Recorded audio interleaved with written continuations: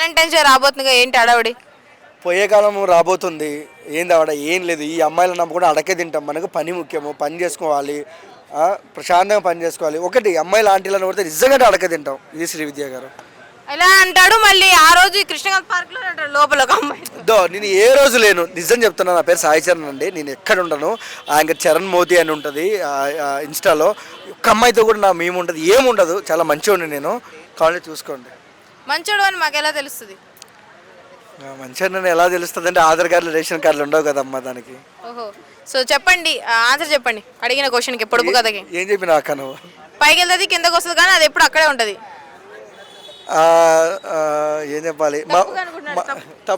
తప్పులా అనుకోవట్లేదు. మా జీవితాలు పైకి వెళ్తే కిందకి వస్తాయి, ఎక్కడో ఉంటాయి.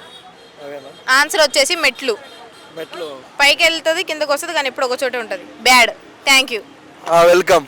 శ్రీవిద్య, నువ్వు నీకు క్వశ్చన్ అడుగుతా, చెప్తావా? ఓకే, పర్లేదు. అడగొచ్చా?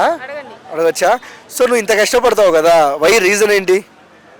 నా హాస్టల్ ఫీజు నువ్వు కట్టవు కాబట్టి. Thank you.